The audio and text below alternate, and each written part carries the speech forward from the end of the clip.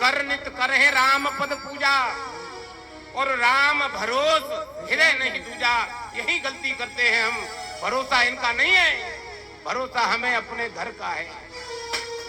भूल से बाहर आओ, संसार के लोगों से आशा न किया करना, यहाँ कोई नहीं अपना, सिया राम जपा करना। वो यहाँ कोई नहीं अपना,